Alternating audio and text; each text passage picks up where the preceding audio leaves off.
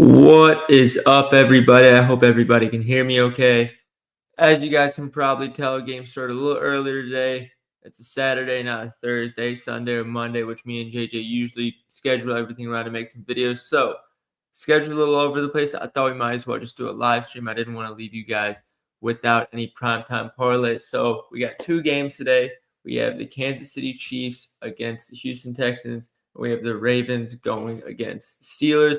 Two gritty games, if you ask me. If I'm either team, I don't want to be playing the other team in either of these games. So we'll get things going quick since we got games going soon. And if you guys have any questions, please pop them in the chat. Don't hesitate, but I'll get things going with the Texans and Chiefs game. And the one thing I want to mention is the Chiefs play a lot of too high press coverage, and man coverage, which the press coverage and man coverage should be good for Nico Collins. But the issue is CJ Stroud, I haven't checked the most recent weeks, but something that I've known since last season and the first portion of this season, struggles a lot more against too high safety looks. And with Diggs out, he's only struggled more. And now Mixon's started to become more and more inefficient as the season's gone along, going against a Chiefs defense that's become a little leaky against the pass, but is still pretty solid against the run. So it's not looking good for the Texans offense. We got people in the chat saying Texans money line, Texans plus 3.5. I'll say this. You guys will see who I have winning the game on the parlay at the end. But I'm tired of seeing no matter who I think's winning, I'm tired of seeing the Chiefs pull out games that they shouldn't win. It's really pissing me off. So we'll get to that. But it's looking rougher than I think people realize for the Texans offense. And for the Chiefs offense, we have Mahomes is not 100% healthy. And Andy Reid has come out and said that he doesn't want to abuse the usage of his players, and he wants to sort of ramp them down a little bit these last few weeks of the season. So not looking good for Pacheco in terms of his usage. DeAndre Hopkins hasn't had any crazy route shares, even as he's starting to integrate more with the team. And now Hollywood Brown I actually can't remember if he's playing today or not. I can check. But Hollywood Brown's starting to get in the mix now. Juju Smith-Schuster has a 5.5 receiving yards line. Xavier Worthy's starting to come into his own. Travis Kelce is Travis Kelce. And the one edge that I think we do have on the Chiefs side is that the Texans are really, really good against tight ends. So when we know that, you can think, oh, let me fade Travis Kelce. I wouldn't do that because Travis Kelce lines up more in the slot. He's basically just a big slot receiver. So when I think, oh, they're good against tight ends, I'm thinking Noah Gray. Noah Gray is probably not going to be having the best game, in my opinion. So I think targeting Noah Gray's under is a place that we could target. I think books kind of realize a little bit. His lines are a little low, but also he's never going to have 5, 6, 7 receptions consistently at least. So I think fading Noah Gray is a good spot here. I'd fade Joe Mixon take back Joe Mixon because the books realize Joe Mixon now. They have his line set at 64.5. I would have taken his under if it was in the low 70s, maybe the high 60s, 63.5, 64.5. The books know what they're doing. So at that number, fading Joe Mixon's a little tough, but I'm not expecting a great game from him. What else can we talk about in that game? I don't like either kicker on either side in this game. And in terms of where I lead for the game, I have to say the under if I'm looking at the game total, because the Chiefs, I think, are top 2 in both possessions per game and opponent possessions per game. They just slow the game down so much. They don't really get chunk plays because teams are afraid of Patrick Mahomes. They play everything in front of them, but they also don't allow huge chunk plays really. And they're good against the run. They use the run themselves. So it makes sense that there's just not a lot of possessions in a Chiefs game in general. And you mix that in with CJ Stroud not being great, Joe Mixon being inefficient. Too high coverage that they seem to struggle against. I don't see too much scoring in this game.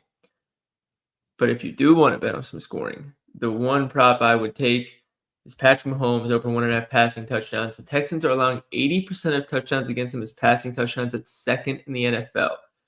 The Chiefs in non-divisional games have had two or more total touchdowns in 9 of 9 games, 3 or more touchdowns in 7 of 9 games. So you give that 80% number, even with just 2 touchdowns, we have a chance. At 3 touchdowns, 2 is 66% of, or 67% if we're rounding properly, of 3, you're expecting 2 of those touchdowns to be passing touchdowns. So that's kind of how I would attack that game. In terms of the props I like that I'm betting on, here is the card. I'll share it for you guys. And again, if you guys have any questions, pop them in the chat, and I'll get to it. And I'll share my screen and go over some things. But Dalton Schultz over 34.5 receiving yards. We've been taking tight ends against the Chiefs every single week, and it just keeps on cashing. I'm not going to stop. Now, I don't really love backing Dalton Schultz. Stroud doesn't love to go to him, but I've learned my lesson at this point in trying to pick and choose when to take tight ends against the Kansas City Chiefs. You need to stop getting cute. Just keep taking them. Chiefs money line, I hate it. I don't want to back them, but Chiefs towards the end of the season, I'm not expecting a big game from Stroud and or Mixon. That's one that if I'm upset about, or if I'm wrong about, I'll be a lot less upset than other bets that I would have lost in the past. And lastly, Mahomes passing touchdowns. I went over that one a little bit as well.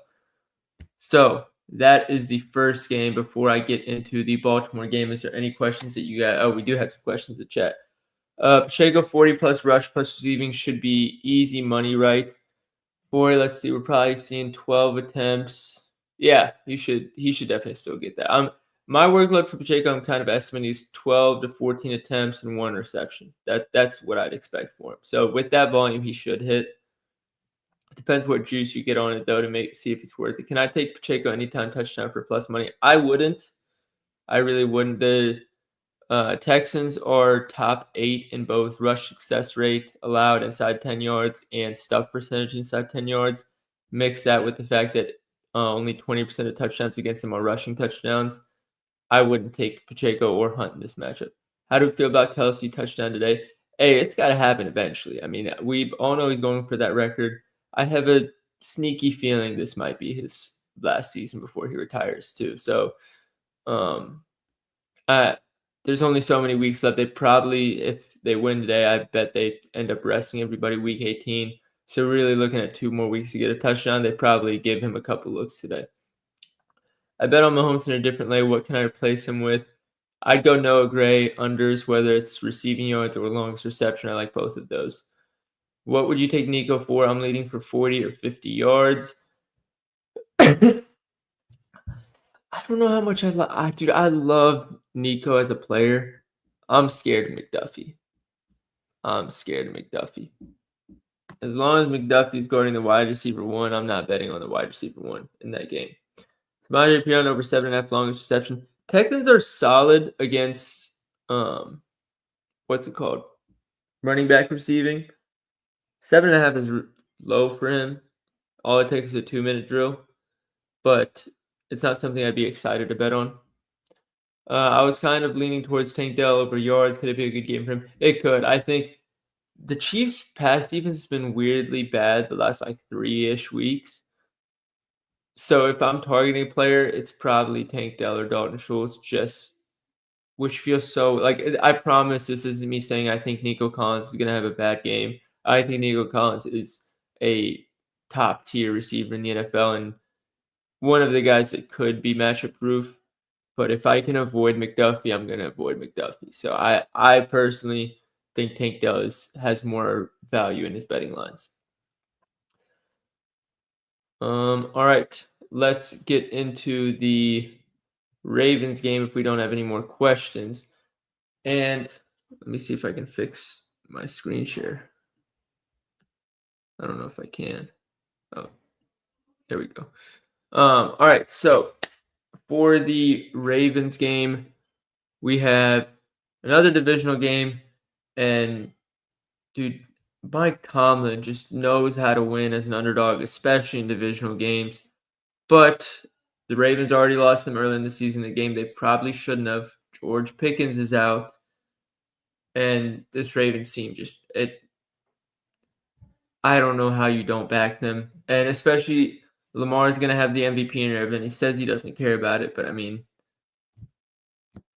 you got to have a little bit of care for it. And even then, they're still like, it's not like they have a 12-3 record. Like they're still got to win these games to get a good spot in the playoffs and maybe even take the Steelers down a peg. So it's an important game for both teams. It's 7-point spread thanks to some of the injuries on the Steelers side.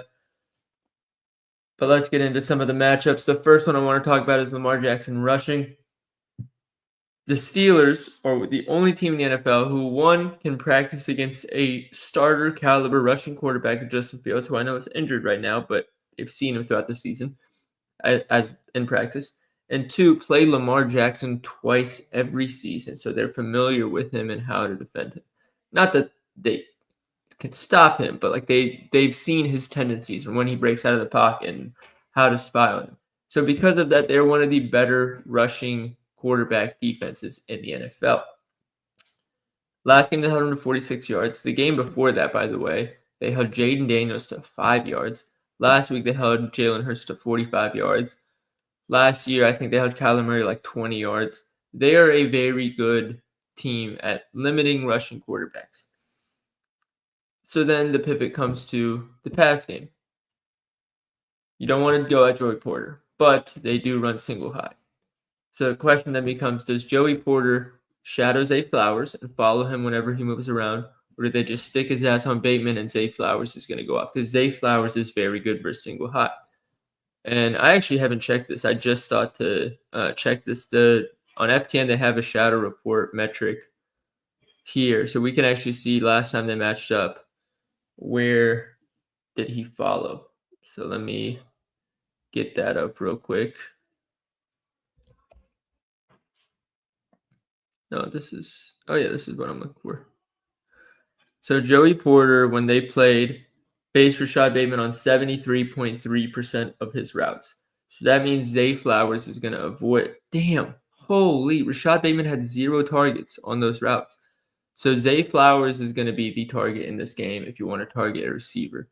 I think it's going to be one of those ugly, slow divisional games, especially against two teams like this. But on both sides, actually, before I continue, I'll get on to my next point. Calvin Austin on the other side. The Ravens are the worst team at defending deep balls through the middle, according to DVOA, in the NFL. And I'll get back to sharing my screen here so you can see what I'm talking about.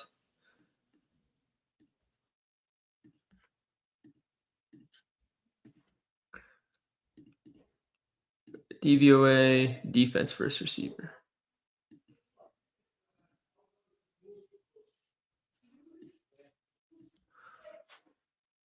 So you come here, and DVOA basically just says, how do these teams do compared to league average? So if we look at deep balls, we see Baltimore is 5th worst in the NFL. But then we go to deep middle. They're by far the worst team in the NFL. So then you immediately start to think, okay, slot, tight end, or deep crosses from the outside. They also happen to be the worst team, the worst team against wide receiver ones, but George Pickens is out. So where's the edge? They're not great against tight ends, but I don't want to target Pat Freiermuth. Historically, he doesn't do that great against the Ravens, and we know how Arthur Smith is weird with his tight end usage. So then we get into Van Jefferson, Mike Williams, Calvin Austin. And Calvin Austin is the one that goes through the slot. We can check here. We can go to Stats Hub.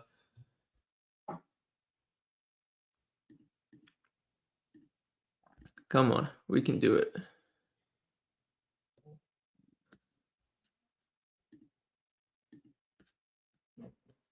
And advanced. Doc, do I start D-Hop or Marv and Fan? Like his longest reception and or yards. I like both. Do I like D-Hop or Marv? Who do the Cardinals play this week? I haven't checked. The Cardinals play the Panthers. The Panthers play a decent amount of single high. Go Marvin Harrison. All right, back here we go Pitt. And we'll go look at who's in the slot most. Calvin Austin. And if we go check wide receivers versus Baltimore, and we go see how the slot receivers did. Why is it laid out like this? Anyways, Wando Robinson, 9 targets, 38 yards. We come here. The Eagles don't really have a true slot receiver. Ladd McConkey, 6 receptions, 83 yards. Calvin Austin last game had 1 reception for -1 yards, but again, George Pickens played at that game. Yoshi Voss, 2 receptions for 29 yards. I don't know why it's not showing me more, but I went through all this earlier, and it had everything. Pretty much slot receivers have been killing Baltimore all season. So I think Calvin Austin is your target on that side of the ball. If we're talking about rushing, just don't. Both these run defenses are really, really good, especially the Ravens. And now on the Steelers side, you have Najee Harris, Jalen Warren, and Cordero Patterson. The usage on those is just who the fuck knows anymore. I don't really want to play that game if I don't have to, so I don't recommend you guys do it. On the other side, we got Derrick Henry, Justice Hill going against a pretty solid Steelers run defense. They're probably, I'd say they're fair game. I'm a big fan of the Ravens rush scheme. I think it's typical for even the best teams to defend it well. So, but we can go and check EPA per attempt real quick. On the season, yeah, Pittsburgh's second best. Where is Baltimore? I know Baltimore's elite. What is this? We can go check yards per carry too, because then that's where you'll see them at 3.5. Pitt's still up there. So yeah, the run game on both sides isn't looking like a great matchup. I think unders are fair play there, but I think this is also just one of those divisional games. It's just grimy. Both teams are just going to try and get under each other's skin in the trenches a shit ton, and it's just a matter of which team actually breaks out and takes control of the run game. So until probably like second quarter, we won't know which team that is. And then if you want to live bet some unders, I say you can go ahead and do that. But as far as my parlay in that game, here we are. Let me go back to the screen share. We got the Ravens money line. I just don't see them in in the scenario that they're in the matchup that they're in, losing to the same team twice in a season, especially when they probably should have won the first one. Derrick Henry anytime touchdown. Let me pull opponent rushing touchdown percentage. You can see Houston at second lowest, which is what I was talking about earlier. But you also see Pittsburgh as the 8th highest rushing touchdown percentage. And we know Derrick Henry's Derrick Henry. He's minus 170 this week. Obviously crazy odds for a touchdown. He was also minus 320 last week. He didn't get a touchdown. So I think the odds of him missing back-to-back games is very low. And talked about Calvin Austin, those deep routes through the middle of the field, this being in the slot, both of those are very good against this Baltimore matchup. So that's the parlay. Plus 231 in that game. I put 3/4 unit. On the other one, I put half a unit. It's a little bit longer odds. Any questions about that game? I know we got the game starting in 2 minutes. If not, we can go and just enjoy some football. I hope this was helpful to you guys. Hopefully we can sweat this out and talk about some more green. You guys know me and JJ have been hot with these.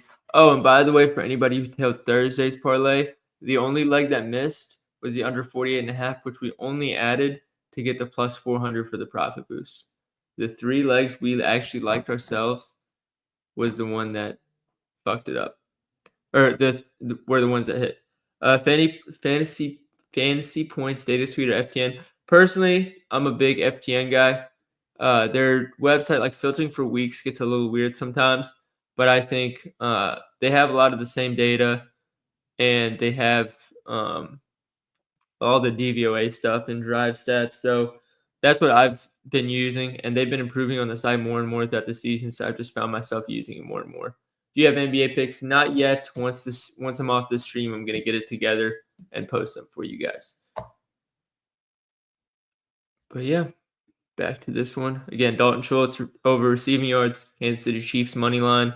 Patrick Mahomes over 1.5 passing touchdowns. That's the first game. Baltimore Ravens money line, Derrick Henry anytime touchdown, and Calvin Austin over 36.5 receiving yards. That's the other parlay. Half unit on the first one, 3/4 unit on the second one. Let's make some fucking money. Game starts in like 30 seconds, so I'm gonna sign off. Good luck today, everybody, and yeah, me and JJ will have another video out tomorrow. Be good to see you guys. Hopefully, we're talking about more money. Take care, everybody.